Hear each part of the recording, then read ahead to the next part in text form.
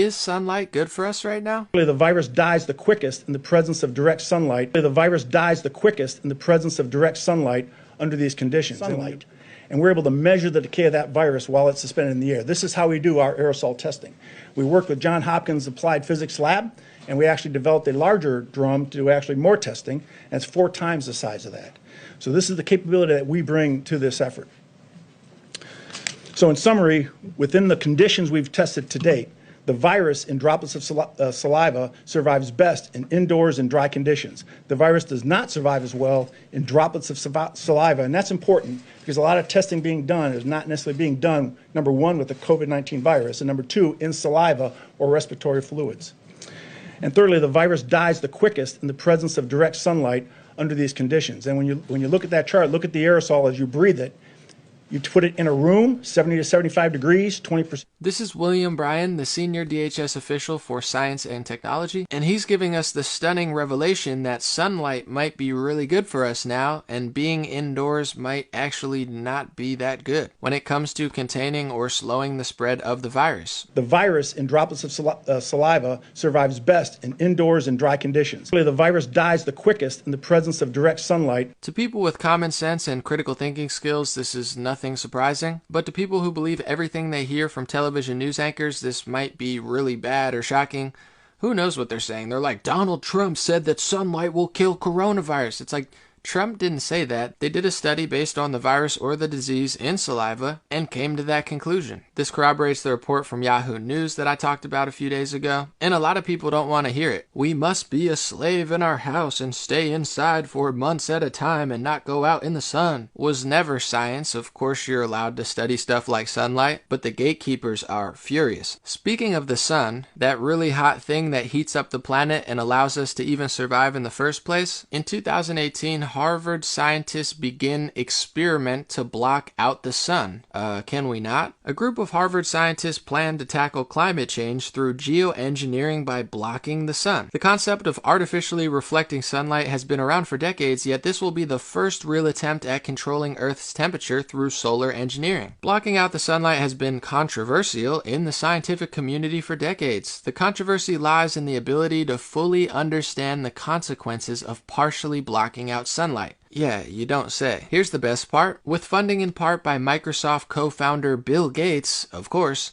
the Harvard team will begin to answer the remaining questions as early as the spring of 2019. So the geniuses at Harvard are blocking out the sun. Past cultures prayed to the sun and appreciated the sun, but now a lot of these God-complex pseudo-intellectuals want to block out the sun because they know better. How could that possibly go wrong? Well, for starters, the sun heats up our planet, allows us to survive, gives us vitamins, is healthy for us, and according to the DHS Science and Technology research, it might actually eliminate COVID-19 a lot faster than sitting indoors. I don't know, so maybe closing down beaches isn't a good idea, telling people they can't go to the park. Maybe we should reconsider that, or at least be able to question it without getting deleted or being, oh my god, how dare you question being inside for 5 months and going out in the sun?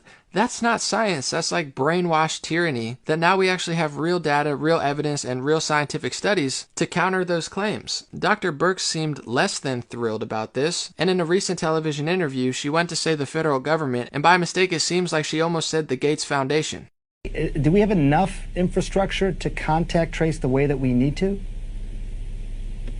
I think that's why the criteria that you can see the gates that are that the federal government has recommended are. Do we have enough infrastructure to contact trace the way that we need to?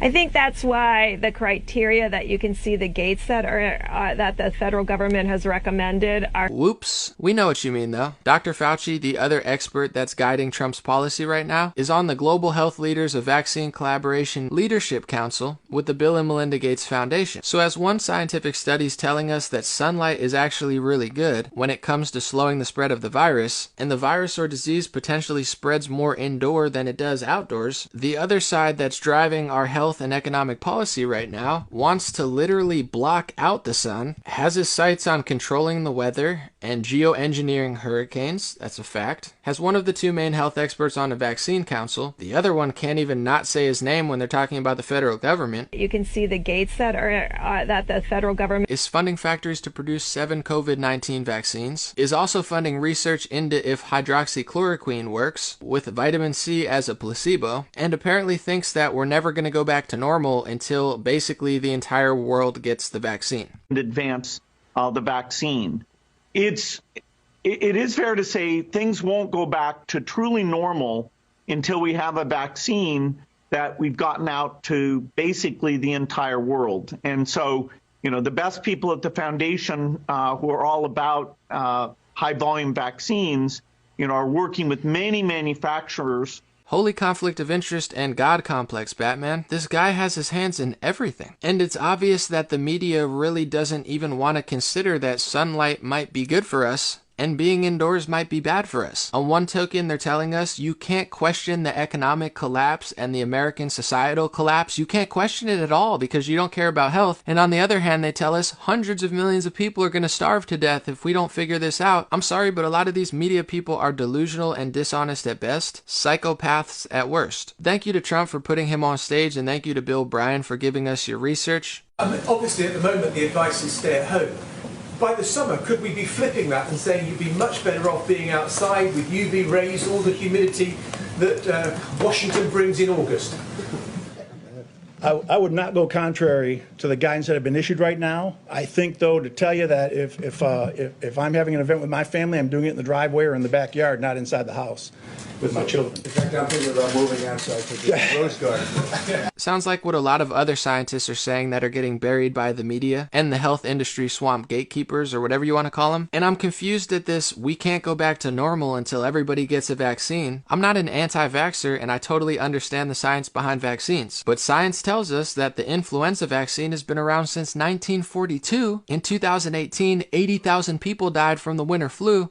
And we've had some of the worst flu seasons in decades recently, so there's no correlation between having the vaccine and eradicating the disease. That's a fact, that's science. So what type of phony science is Trump and Bill Gates and these others trying to push that we can't go back to normal until they get the vaccine out there, as they're blocking the sun, funding those Washington Institute models which have been wrong time and time again? The death rates are massively lower, we know now, because of antibody tests and basic common sense. Understanding an asymptomatic virus means that a lot of people don't even know they have it. When does this madness end? Wake up, Donald Trump, because the American people are awake, and we're tired of these God-complex tyrants destroying the economy, destroying our entire way of life, telling us we can't talk out about it, telling us that suggesting that sunlight and exercise is good and being indoors is bad is somehow dangerous, terrible things to say, and then on the other hand telling us hundreds of millions of people are going to die from the policy that they're mainly pushing in their own media sources is getting out of control. And the theory of flattening the curve so we don't overwhelm hospitals, have we not only massively overcompensated for, we actually also overwhelmed the hospitals in the process by shutting down all elective surgeries. And it's time to stop moving the goalposts. It's time to stop smearing any scientists, doctors, or studies that go against the agenda